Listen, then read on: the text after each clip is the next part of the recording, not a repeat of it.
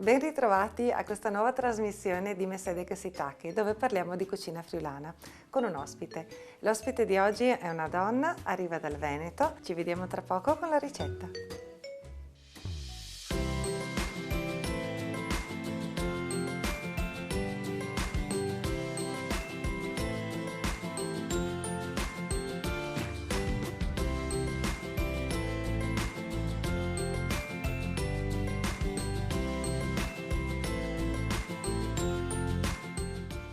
Oggi abbiamo farina, buccia d'arancia e di limone, un bicchierino di liquore, io sto usando del rum, sale, un po' di lievito, zucchero, un paio di uova, del burro fresco, della frumina e un po' di vino bianco.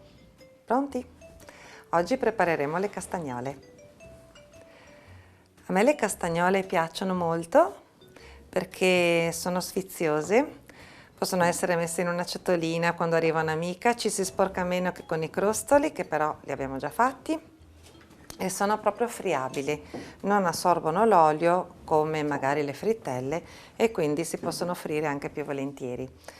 Prepariamo facendo scivolare la farina in una ciotola, ne tengo un po' da parte per vedere poi la consistenza come sarà tra un po'.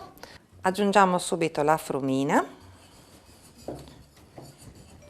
e 2 cucchiaini rasi di lievito. Io mescolo subito con le fruste, così anziché ritrovarmi con i grumi dopo e litigarci, me li sto sciogliendo subito.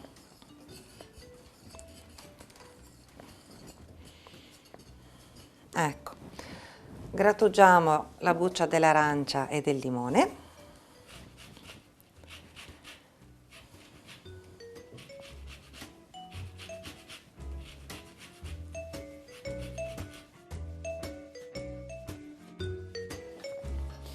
Uniamo le uova intere al centro.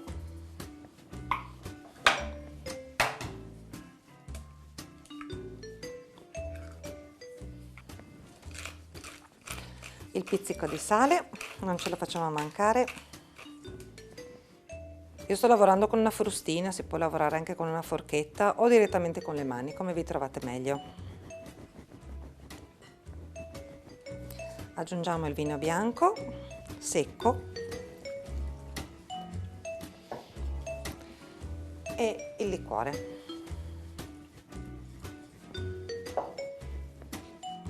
A questo punto c'è già un profumo incredibile in cucina. Adesso che l'impasto è abbastanza omogeneo, cominciamo ad aggiungere i pezzettini di burro che a questo punto si è ammorbidito. Ne aggiungiamo un po' alla volta. Quando i primi pezzettini di burro si sono amalgamati, cominceremo ad aggiungere gli altri. Per chi usa la planetaria va bene anche inserire tutto in planetaria e lavorare così in maniera automatica. Quando facciamo questi impasti con farina, uova e altri ingredienti liquidi, come ho già spiegato però l'altra volta, a volte si parte dai liquidi e poi si aggiunge farina fin tanta che ne basta. In questo caso dovevo far assorbire il burro e quindi ho lasciato della farina da parte. Adesso è il momento in cui metterò la farina sulla spianatoia e aggiungo questo impasto molto morbido.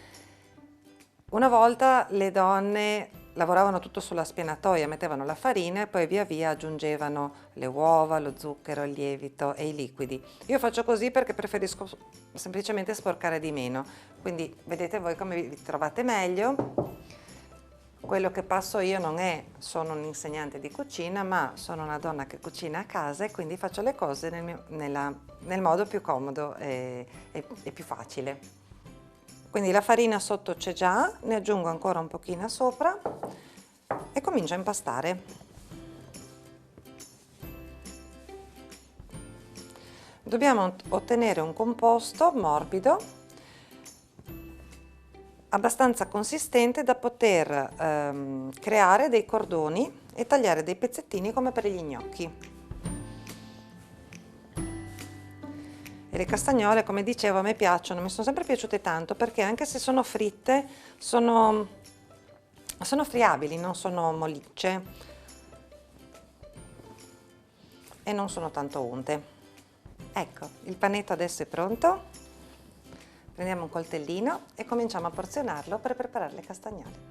Infariniamo quindi un po' il piano di lavoro, tagliamo una piccola porzione.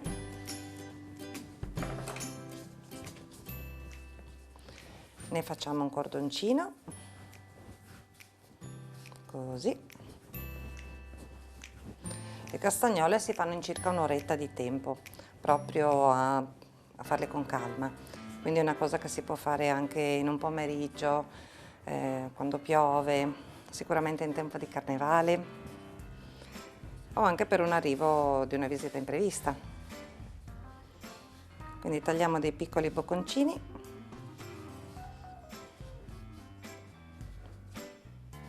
Li lavoriamo a sferetta.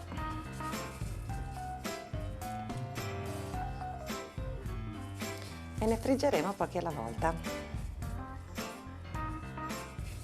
Ho preparato una piccola porzione,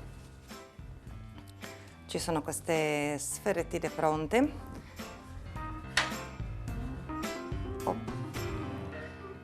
Se l'impasto dovesse essere troppo appiccicoso, sia durante la prima fase di lavorazione e anche in questa, mettetelo al freddo per 10-15 minuti in frigorifero e poi lo rimaneggiate. Specialmente nella fase in cui si aggiunge la farina finale, se per esempio avete le mani calde o la stanza è molto calda, il burro contenuto nell'impasto tende a sciogliersi e rischiate di dover aggiungere troppa farina. Mettetelo al freddo, fate una cosa furba. Io oggi sto usando una pentolina piccola perché ne farò poche e sarà comodo utilizzare una friggitrice sui 165 gradi, non troppo alta, perché quando c'è lo zucchero nell'impasto, se usiamo temperature troppo alte, rischiamo che si caramellizzi troppo la parte esterna.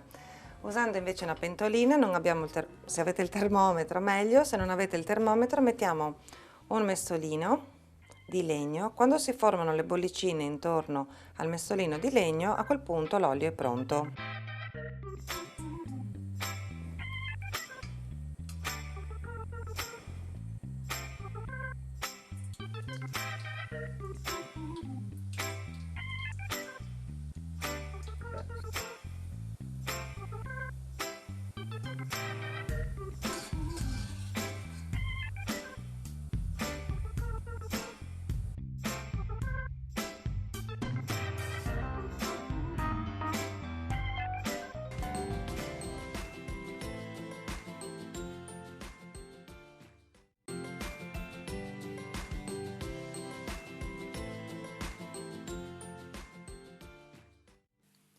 Per preparare le castagnole ci serviranno 300 g di farina, 50 g di frumina, 2 cucchiaini rasi di lievito, 75 g di zucchero, una bustina di zucchero vanillinato, 2 uova, un bicchierino di liquore, un pizzico di sale, 50 g di burro, buccia grattugiata di un'arancia e di un limone e olio per friggere.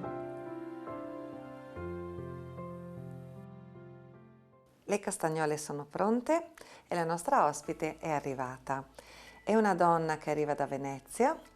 Venezia a me fa automaticamente pensare al carnevale ed è per questo che ho fatto un dolce carnevalesco, anche se non è tipico veneziano. Ma adesso ci occupiamo della nostra ospite, che è Antonella Favaro.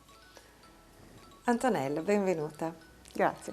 Quando io ho letto il tuo cognome la prima volta, ho pensato Favaro, perché sono friulana e quindi mi è proprio uscito spontaneo di leggerlo con l'accento sulla seconda A, Favaro. Poi però, considerando che tu hai origini venete, Favaro, giusto? Giusto, perché Favaro è un esempio di parola sdrucciola e proprio se andiamo a vedere su Wikipedia lo pone proprio come esempio di parola sdrucciola. Quindi Favaro, che vuol dire fabbro, colui che lavora, fa questo mestiere, è quindi Favaro. Quindi Favaro arriva da fabbro, come, Esatto. come tanti altri cognomi. Su un'altra puntata stavamo parlando dello struccolo di patate, Trieste in questo caso, e pensa che è un piatto che arriva dall'Istria e dalle nostre parti c'è un cognome che fa struccheli.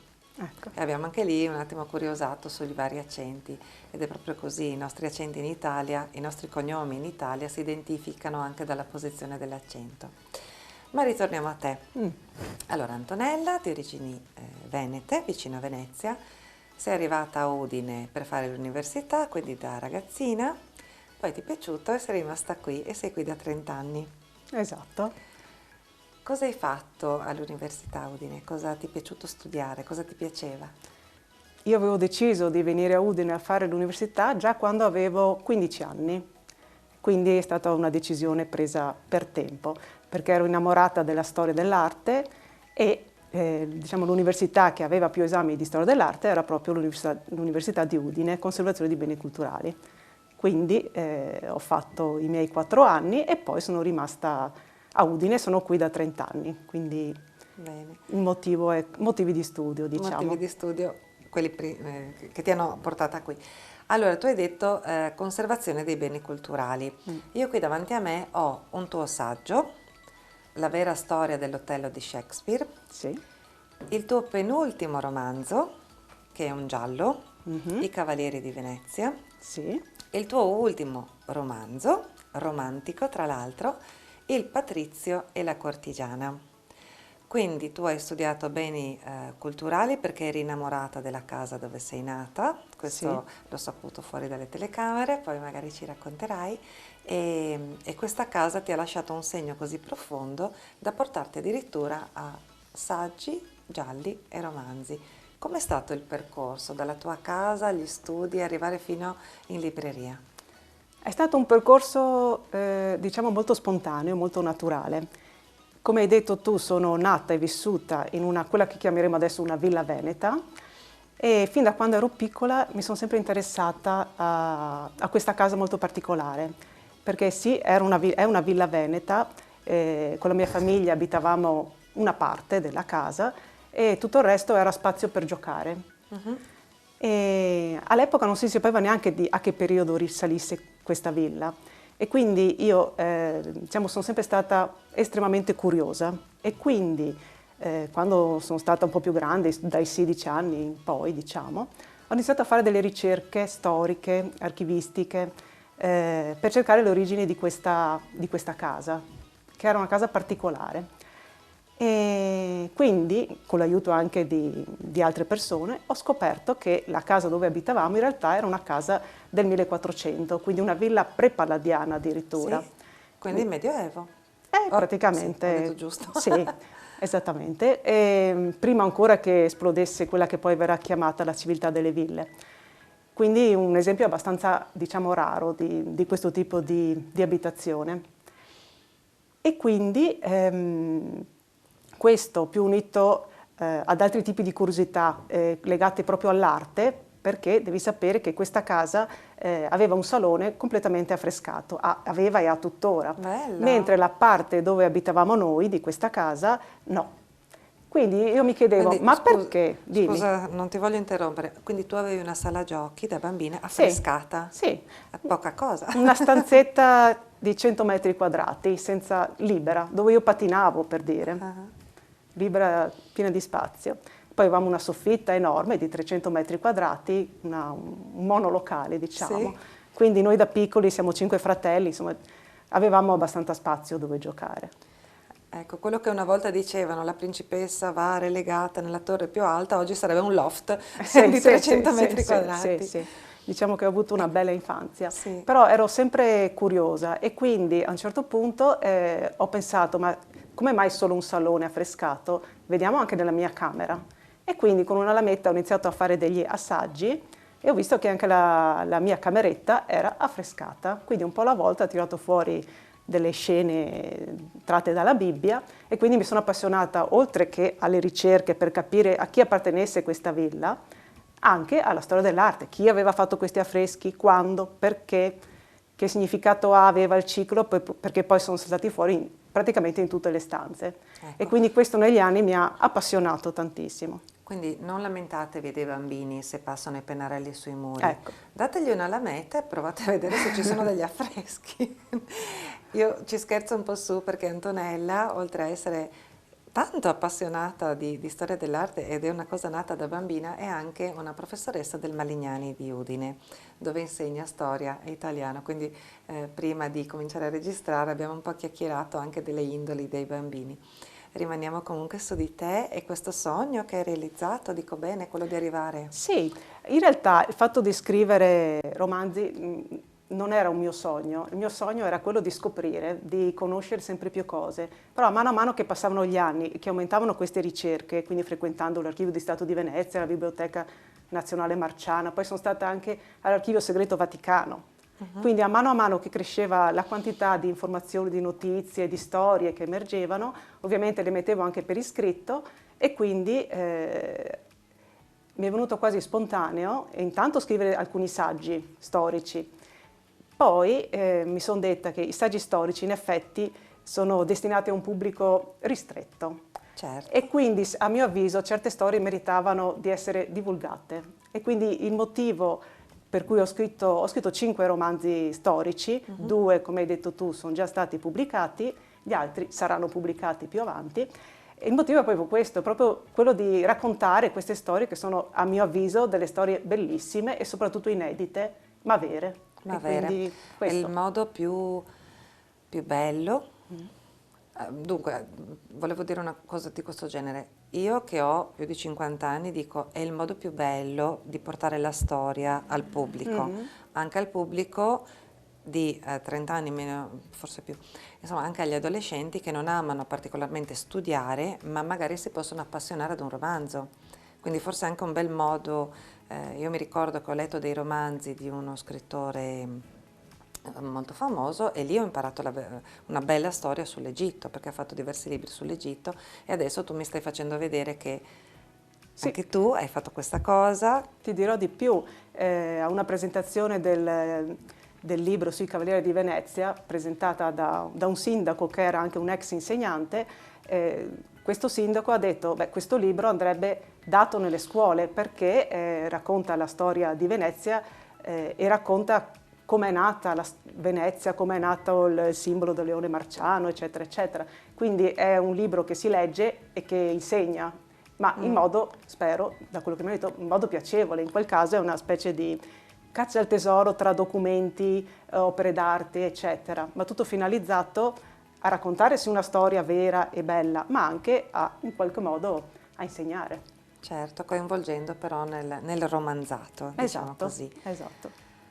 Arrivando al tuo, io devo un po', sai, portarti verso il finale, no? Il Sì. gran finale di questa intervista, perché i tempi tecnici sono sempre, a mio avviso, molto stretti perché starei ore ad ascoltare queste cose. Il tuo ultimo titolo Sì. fa così, Il Patrizio e la cortigiana. Quando io l'ho visto in libreria, perché ero qua a Udine, l'ho visto, e il primo dubbio che mi è sorto è, ma sarà una cortigiana che fa parte di una corte o sarà la cortigiana inteso in un altro modo? Me lo spieghi tu? È la seconda che hai detto. È la seconda. Sì.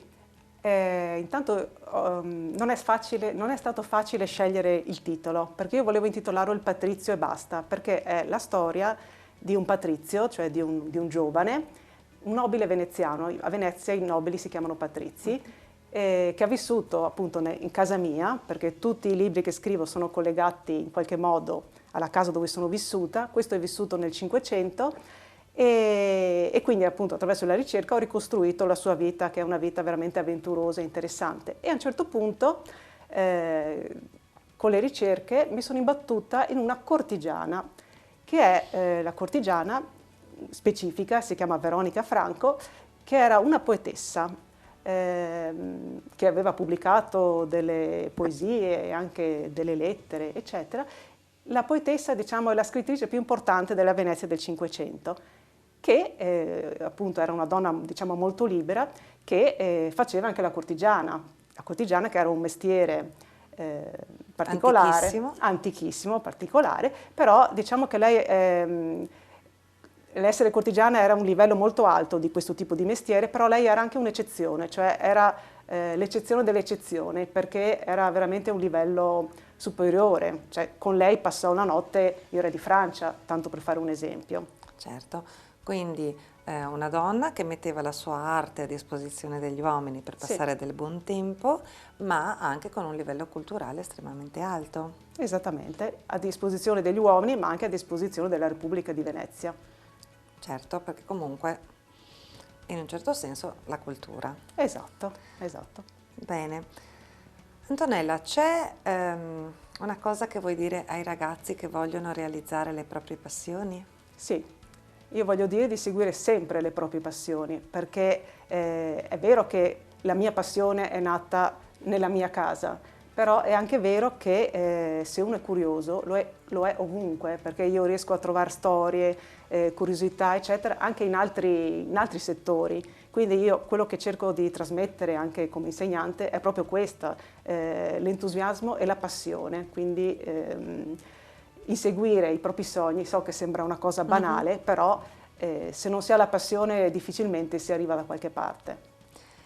Ti ho fatto questa domanda Sì. perché tanti ragazzi cercano subito l'economia di una certa attività o professione, ma in realtà l'economia può essere ottima e arriva quasi in attesa se tu segui molto bene la tua passione. Io ho letto anche quello che scrivi su Facebook, sul gruppo Sei di Udine Se. Sì. E mi piace tantissimo come Antonella Favaro, sul gruppo appunto 6 di Udine Se, racconta dei leoni di Udine, delle aquile di Udine, Sì. di perché questo simbolo oppure l'altro, Sì. di certe bellissime donne sulle statue che si specchiano nelle pozzanghere in piazza vicino alla loggia del Lionello, e tutte queste cose purtroppo non abbiamo tempo di raccontarvele oggi, dobbiamo andare a vederle sui social, dove Antonella comunque si esprime molto bene anche lì. Sì, è un modo per diffondere secondo me la bellezza e la storia. E Udine, cioè io sono legatissima a Venezia, ma sono legatissima anche a Udine, vivo da 30 anni a Udine, Certo. e quindi ogni monumento, ogni statua per me dietro ha una storia, e quindi a me interessa andare a scavare in questa storia e, se posso, anche rendere partecipe altre persone. Va bene. Io ho visto che c'è una dedica, Sì, per te.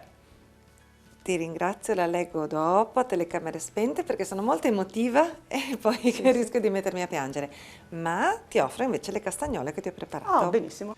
Eccole qua. Oh, grazie. Vado? Vai.